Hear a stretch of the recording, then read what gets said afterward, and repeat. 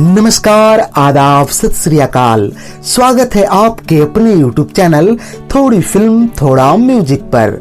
Don एक ऐसी film जिसकी कहानी और अभिनय तो दमदार थे ही, पर इसकी सफलता में फिल्म के लाजवाब गीतों का भी अहम योगदान था। आज हम बात करेंगे इसी फिल्म के एक बेहद लोकप्रिय गीत खई के पान बनारस वाला की। ओ खई के पान बनारस वाला।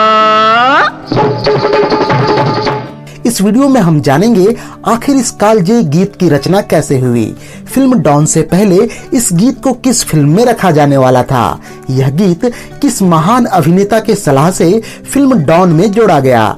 इस गीत के रिकॉर्डिंग के समय किशोर दा ने कौन सी अजीब फरमाइश कर दी। इन सभी किस्सों को जानने के लिए चैनल को सब्सक्राइब करके वीडियो को पूरा देखते रहिए। ओ खई के पान बनारस वाला, खुल जाए बंद अकल का ताला। जैसा कि आप जानते हैं कि फिल्म डॉन के सभी गीतों के संगीतकार और गीतकार थे क्रमशः कल्याण जी आनंद जी और अनजान साहब। यहाँ आपको यह जानकर बड़ी हैरानी होगी कि गीतकार अनजान साहब ने इस गीत को फिल्म डॉन के लिए नहीं लिखा था, अपितु इस गीत की रचना इन्होंने कई वर्ष पहले ही किया था और समय दर समय कई फिल्मकारों को इसे अपने फिल्म में शामिल करने का आग्रह भी कर चुके थे, पर किसी ने इस गीत को अपनी फिल्म में जगह नहीं दिया। कहा जाता है कि सन 1973 में आई देव आनंद साहब की फिल्म बनारसी बाबू में इस गीत को शामिल किया जाना लगभग तय हो गया था, पर अंतिम समय में देव साहब ने इसे फिल्म में नहीं रखने का मन बनाया। बहरहाल बात आई गई हो गई और अनजान साहब अपनी दूसरी फिल्मों के गीतों को लेकर व्यस्त हो गए। इसी दौरान जब फिल्म डॉन की शूटिंग पूरी हो गई और फिल्म के डायरेक्टर चंद्रा बारोट ने अपने गुरु व मेंटोर मनोज कुमार साहब को फिल्म दिखाई। फिल्म को देखकर मनोज कुमार साहब ने चंद्रा बारोट से कहा कि फिल्म तो आपने जबरदस्त बनाई है और इसकी कहानी भी अच्छी है, पर इसकी कहानी इतनी कसी हुई है कि दर्शकों को सांस लेने की फुर्सत भी नहीं मिल पाएगी। लोग फिल्म के फर्स्ट हाफ को तो इसी गति में देख लेंगे, पर सेकेंड हाफ में लोगों को थोड़ी राहत की आवश्यकता होगी। ऐसे में फिल्म के सेकेंड हाफ में एक मनोरंजक गीत लोगों को काफी राहत दे सकती है।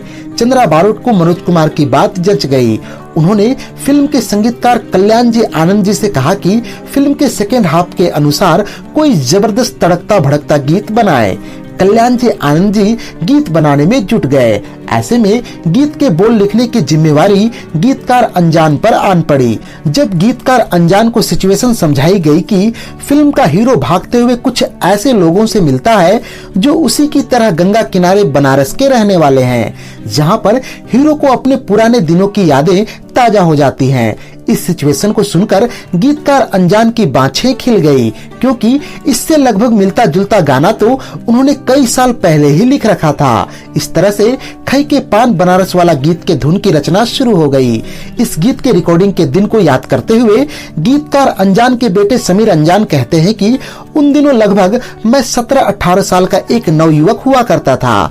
हर भारतीय की तरह मैं भी उन दिनों किशोर कुमार के गानों का दीवाना था। ऐसे में जब मेरे पिताजी ने बताया कि आज एक ऐसे गाने की रिकॉर्डिंग में वो जा रहे हैं जिसे किशोर कुमार गाएंगे, पिता की यह बात सुनकर मैं भी अपने पिता के साथ हो लिया। जब हम रिकॉर्डिंग स्टूडियो पहुंचे तो गाने की रिकॉर्डिंग की तैयारी हो रही थी। कुछ ही देर बाद किशोर दा का आगमन भी हो गया। उनका हुलिया बड़ा ही हास्यास्पद था। उस वक्त उन्होंने चाइनीज सिल्क की लुंगी और कुर्ता पहन रखा था। इन सब में सबसे ज्यादा दिलचस्प थे उनके पाँव में पहने गए चप्पल। उन्होंने एक चप्पल खुद की पहनी थी और दूसरी चप्पल अपने मिसेज की।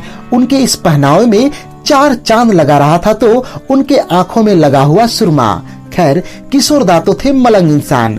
अपने इस दिन के अनुभव को आगे सुनाते हुए पुनः समीर अनजान कहते हैं कि रिकॉर्डिंग स्टूडियो में आते ही किशोर दा ने मेरे पिताजी को आवाज लगाई और उन्होंने गीत के बोल लिखवाने को कहा। पिताजी ने जब गीत के पहले आने वाले शेर भंग का रंग जमा हो चकाचक को लिखवाया तो किशोर दा रुक गए और कहा कि भाई ये चकाचक क्या होता है।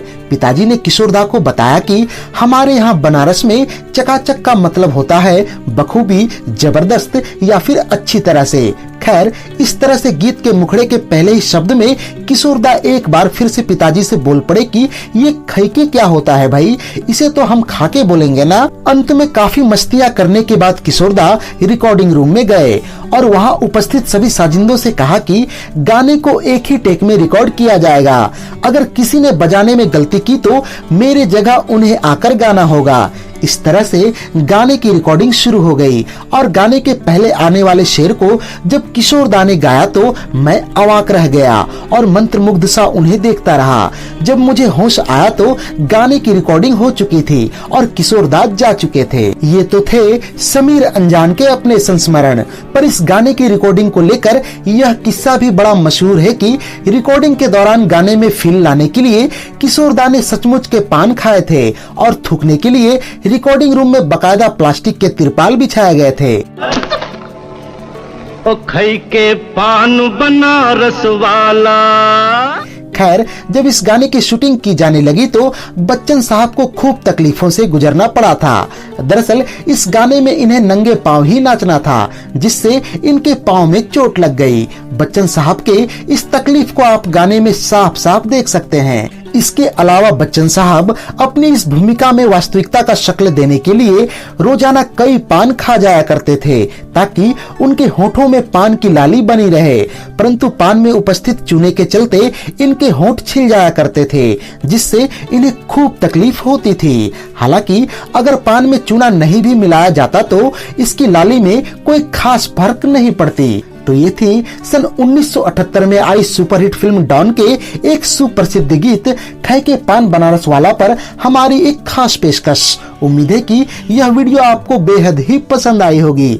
अगर यह वीडियो पसंद आई हो तो इसे लाइक और शेयर करें तथा ऐसे ही दिलचस्प वीडियोस की नोटिफिकेशन पाने के लिए चैनल को सब्सक्राइब करके बेल आइकॉन में ऑल का बटन दबा दें। और हाँ, इस वीडियो को अंत तक देखने के लिए आपको दिल से धन्यवाद।